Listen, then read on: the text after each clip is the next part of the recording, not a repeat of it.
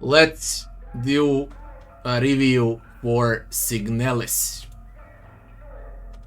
First of all, this game was only done by 2 people in total, 1 artist and 1 programmer.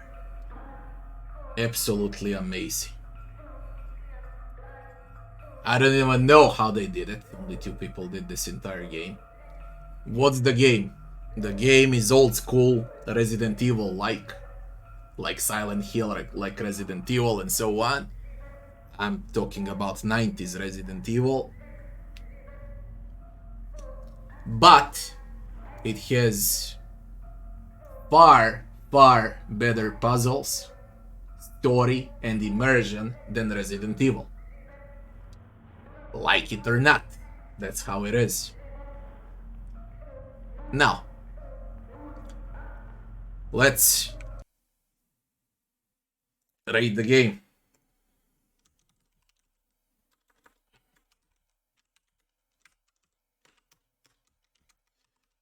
Starting from the story.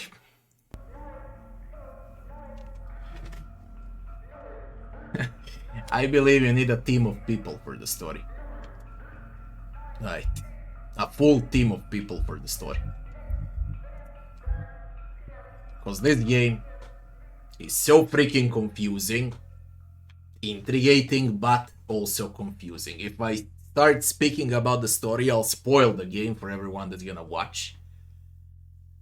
And all I can say is there are cycles. You don't know whether you're in past, future, current state, whether you are a living being or you are a replica or you are searching for your sister or your friend from the ship that crashed on a planet. You don't know what's happening from start to finish.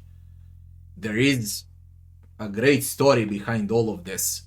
Very good cinematics. Okay. Extremely good writing also in notes, in I don't know, in all of this that you find along the way. Okay, every part of the story with everything that you read matters. It's all one big cohesion, okay, that you need to figure out like a puzzle. I tried hard, okay, during the entire time to understand this game, and no matter how hard I tried, just when I thought that I figured something out, they confused me with the next cinematic. Just when I thought that I figured something out again after it, then you see the first person gameplay, some new messages, a new cinematic Ramsien, and just like that I realized I don't know a thing. And then I was wondering whether I'm playing a Replika, whether I'm starting a new cycle, do I play in a previous cycle, how come the ship is intact on the planet, how come the ship is in the space now, and 1 million questions. Who am I searching for? Am I searching the main character? Okay, because you got a human and then you got replicas. A lot of replicas made out of human. Some replicas are made for war, some are made for slavery, some for work, and so on and so forth. The one you're playing is made for war. But again, I never figured out what I'm searching for. Part of the family, sister, mother, roommate. As I said, it needs a team of people to understand this. Like a real research. I don't doubt there is a good story behind all of this, and there are explanations for everything. Writing is superb. Cinematics are great. For an indie game, considering only 2 people made the game, every score I'll give will immediately get +1. Okay, and that's also important to note.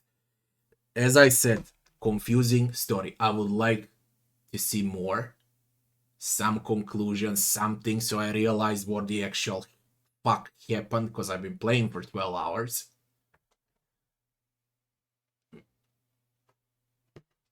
I am intrigued. I'll research the story, of course, but for those that play it the first time, they'll be completely confused. I don't know how many people are capable of understanding the story from start to finish. Very few on the world. If 6 out of 10 for the story, plus 1, 7 out of 10. Game bugs and optimization, 10 out of 10. Not a single bug in a new game for 12 hours in a row. Not a single crash, not a single glitch. It's optimized to perfection. The game works extremely well. It ain't system demanding. It's pure 10 out of 10. Game time. Now, as I said, it took me exactly 12 hours to finish the game, with 10 out of 13 achievements unlocked. I don't know what I missed. I can't even tell because it's German here. German achievements. But outside of that, game time for the price also.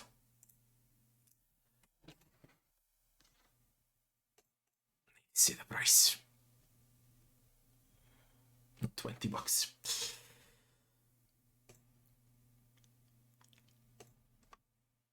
Let's say like this, 0 replay value. It takes around 12 hours to finish the game if you're good with puzzles. If you're not good with puzzles, it can go above 20 hours, because puzzles are not a joke in this game. They're extremely hard, way much harder than in Resident Evil and other survival horror games.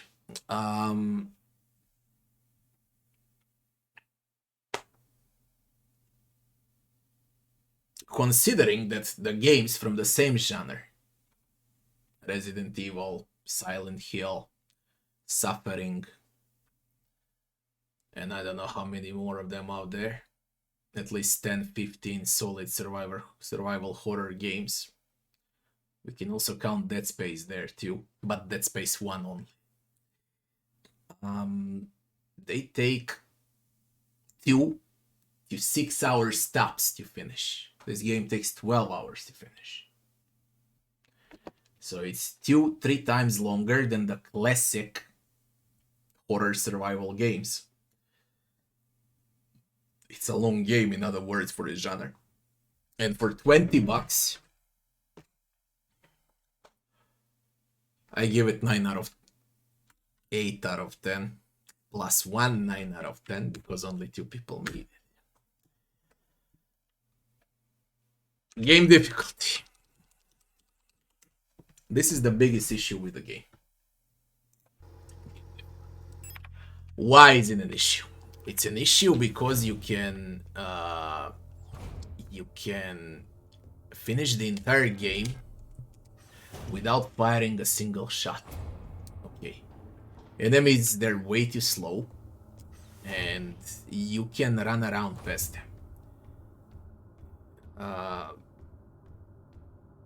The real difficulty lies in puzzles and how well you're thinking while you're playing, how well you're gonna combine items, how well are you gonna resolve puzzles, and how well are you gonna backtrack everything, because sometimes you need to backtrack puzzles from floor 2 to floor 5 or 6, okay, in 4 chapters, and every chapter is full with puzzles. There were 3 or 4 puzzles that were extremely hard, and this is where I'm torn apart. Okay. Survival horror that I finished with 100 ammo for different type of weapons. 20 for a revolver, 30 for, I don't know, SMG, 50 for a classic gun. 10, 15 shotgun shells. Okay, I finished the game without spending ammo. That means that combat is lacking. Now, why the combat is lacking here? First of all, they're way too slow. You can walk, they're not dangerous, so combat challenge is out of question. Enemies, they need to be more aggressive in games like this. Okay, as far as classic combat goes, shooting, melee, and so on, that's great. Animations are great, but these enemies are just way too sluggish and slow. Okay, you see what's happening, and that's the entire game like this. You can skip them, enter wherever you like, come back whenever you like, okay, and again skip them. So basically you can finish the game as a pacifist. How it should have been done. If enemies are slow, like this, like they are right now, they should be close to the door, and they should guard the door. They should guard the passage, okay, and the problem is solved. If you can't change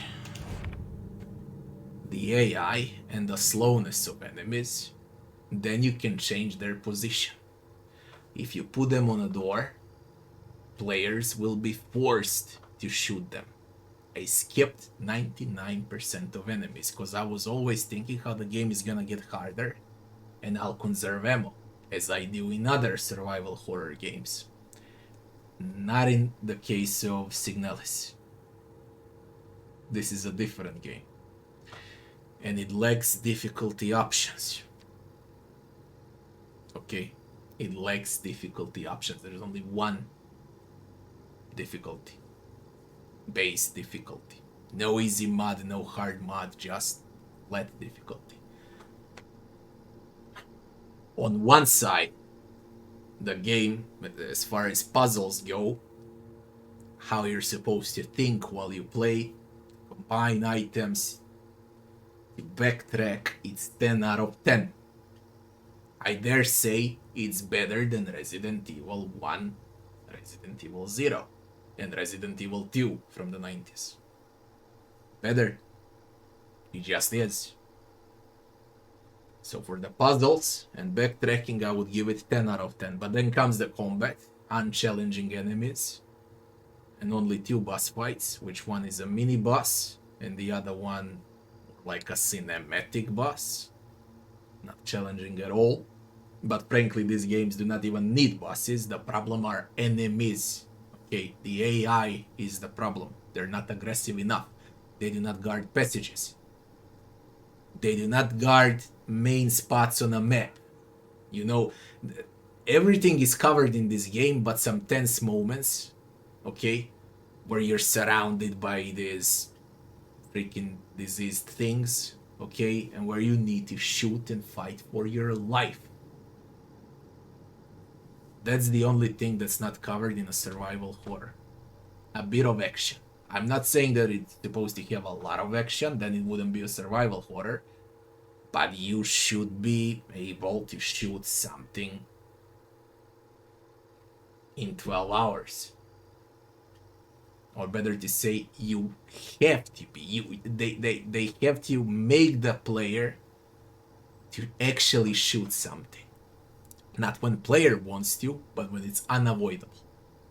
In this game, combat is always avoidable. And I don't like it because it's always avoidable. There shouldn't be some action at least. Nothing special, just block the fucking door. Simple as that. Not every door. Per chapter, 3-4 times is enough. Because chapters are long, there are 4 chapters. 4 chapters, you can block 4 passages with a 15-20 seconds combat. That's like one must fight on every hour. 12 fights in 12 hours. And there is none.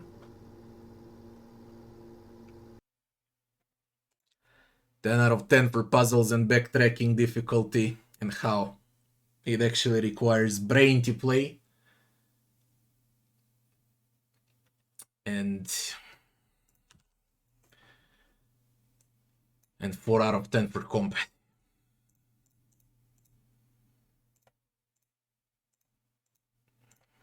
Eight plus 1, 9 out of 10.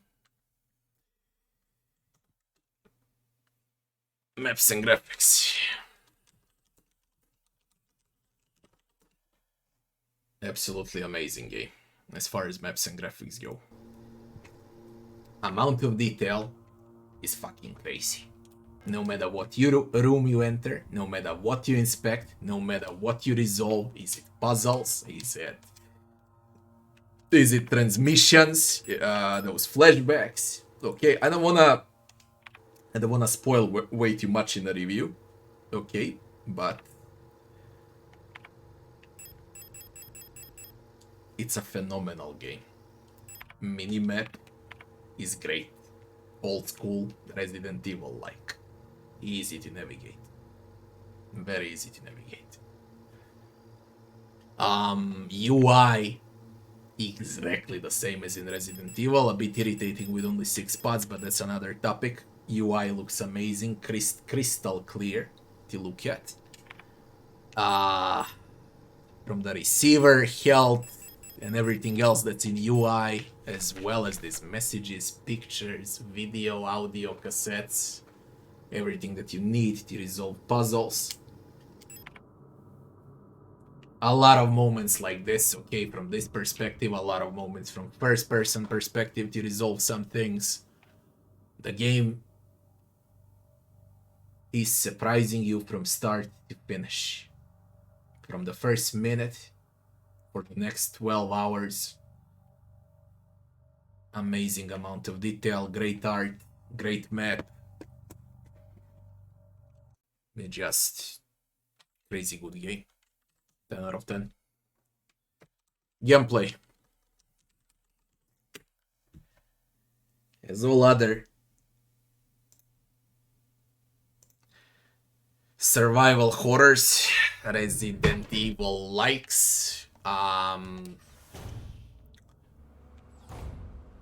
said it at the beginning, what's the main difference? It's like Resident Evil resolving puzzles, but puzzles are harder. They're not unfair, they're just harder. It takes a bit more brain to resolve puzzles in this game than in Resident Evil. Especially new Resident Evil games, it takes like 10 times more brain to resolve puzzles here than in Resident Evil 7 or 8, for example. Okay, because 7 and 8 are freaking brain dead. Compared to Resident Evil 1 and 2, this is like 3 times harder game in terms of resolving puzzles. Is it like old school adventures like Myst or Monkey Island? No, it's not on that scale of difficulty. Okay, but if you plan to play it like I did, blind, and think on your own to resolve puzzles, it's gonna take time because, first of all, it's fun to resolve those puzzles in the gameplay. And the second thing is, it's challenging, hence it's fun.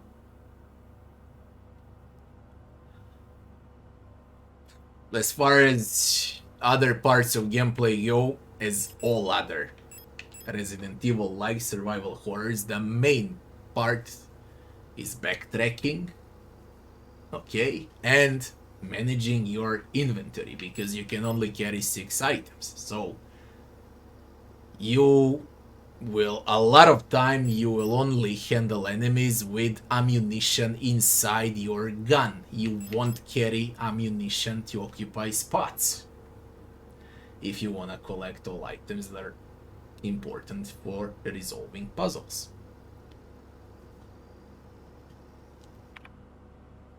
As far as combat goes, that's the only... I can't say it's a bad thing, I just believe enemy placements are bad. Okay, as far as shooting goes, it's satisfying. It's impactful, okay? It's satisfying. It really is. I have a feeling like you're actually shooting at enemies. It's done really, really well. These animations, okay, it's done well. For every weapon, for shotgun, for gun, for revolver, I don't know what. It's done extremely well. Reload too, she reloads and so on. All of those animations are great. The only problem is small amount of enemies, wrong position on enemies. Everything else is brilliant.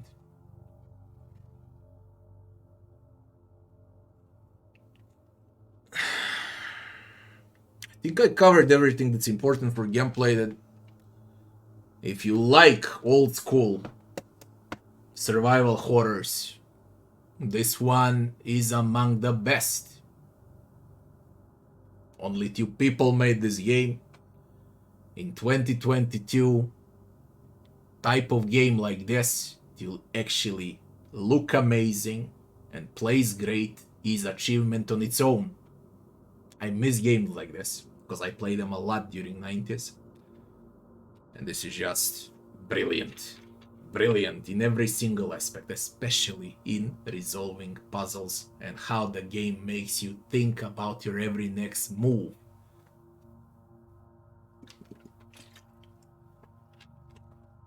You don't know what to think of first. Of the puzzle, of how to avoid some enemies, how to get to the particular area, what to backtrack first, how to resolve the specific puzzle, or what the actual fuck just happened in the story.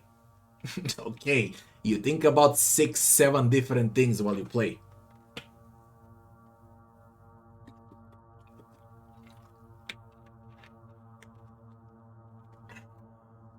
I'll give gameplay 8 out of 10 plus 1 equals 9 out of 10 because only 2 people made the game, okay? Again, if enemies are positioned better, if they were more aggressive, it's 10 out of 10. Combat is lacking a bit in challenge, mostly.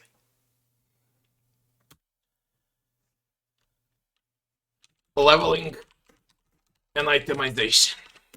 So as in every other survival horror game, as I said before in Signalis, there is no experience, there is no level gain, there are no attribute points, none of that. The only proper level you get is when you find a better weapon. Better to say weapon that deals more damage. That's the only upgrade you'll get. The only proper reward is to advance forward and check what's happening with the story. And the only valuable item that you can find is healing. That's about it. When all of that is lacking, experience points, strong itemization, you know, things that most of the games rely the most on, this game relies on how you manage your inventory with only 6 slots available. Okay? Because most of the time, items that occupy slots to finish quests, you need to carry them with you. And that limits your other items. You won't be able to carry all weapons. You won't be able to carry all ammo. You won't be able to carry healing. Then you need to carry a flashlight. You need to carry something, okay, to disable enemies. I don't want to spoil everything that there is in a game, okay? I loaded an old save, 3 hours long save. I could load 12 hours long save so you can actually see all items, but no. So,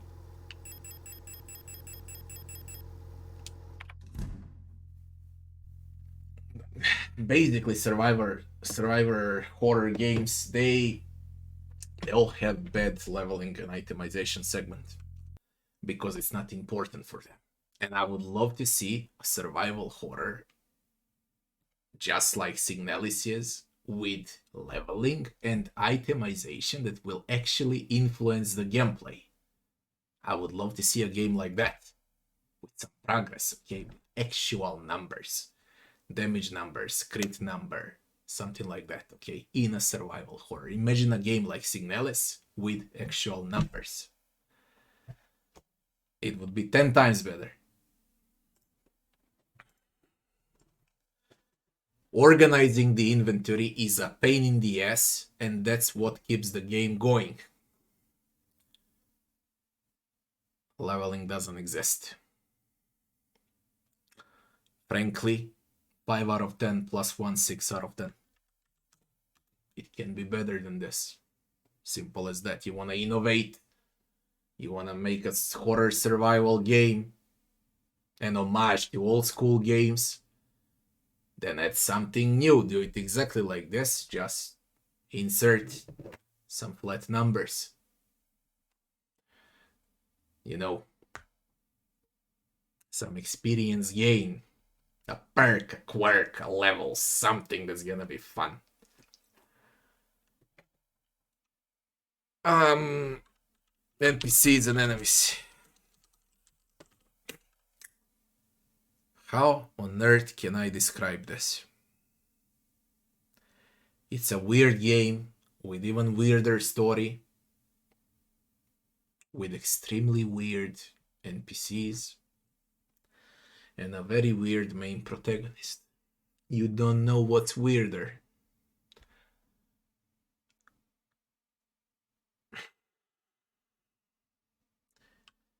As far as enemies go, 5, 6 different type of enemies, and that's about it. One mini boss and one final boss.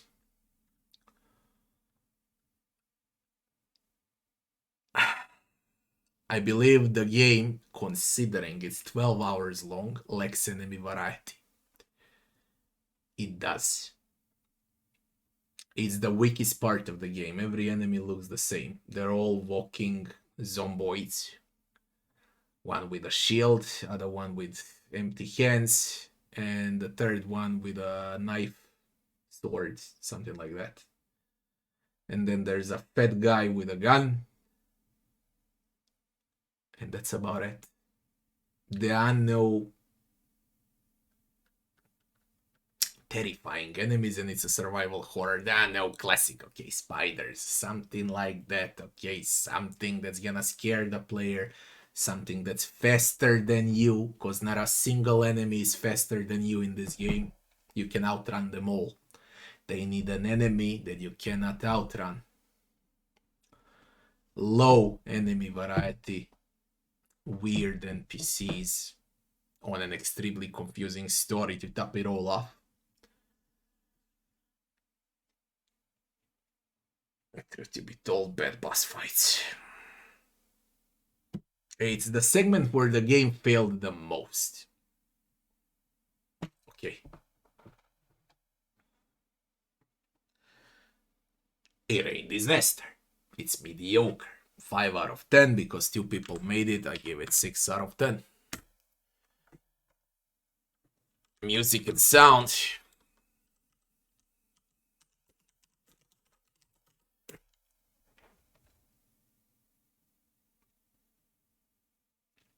Zero voice acting. Environmental music. Great sound effects. 9 out of 10 plus 1, 10 out of 10.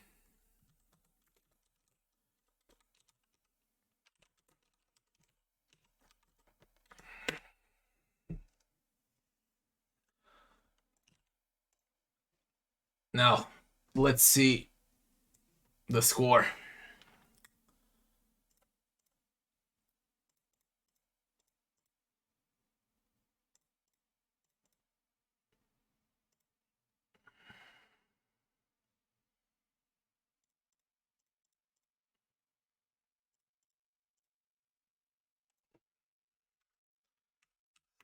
Six points.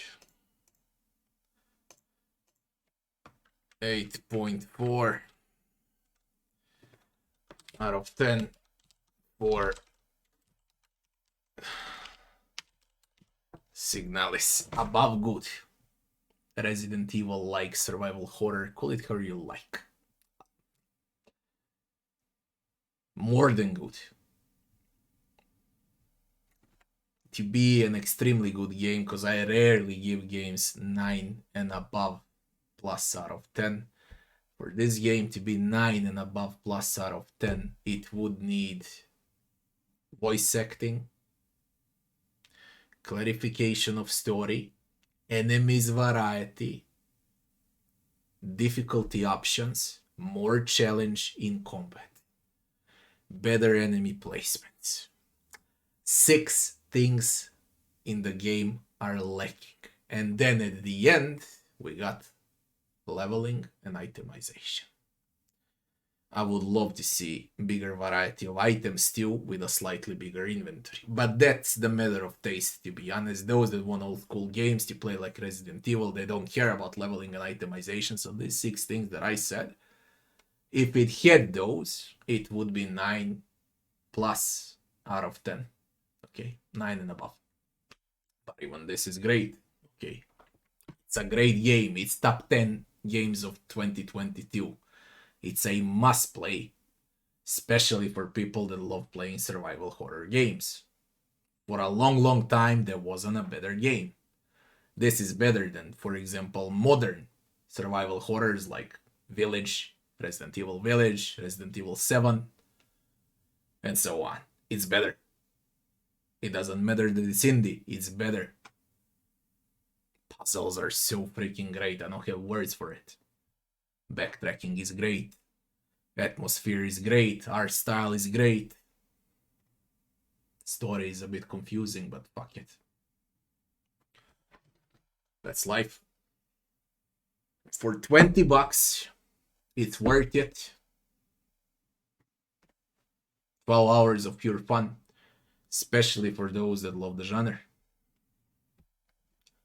I like the game. I enjoyed every minute of it. All I wish to see is a harder difficulty. And that's it. In combat, puzzles are great.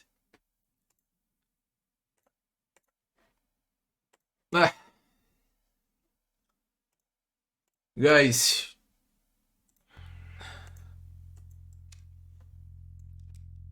we are done.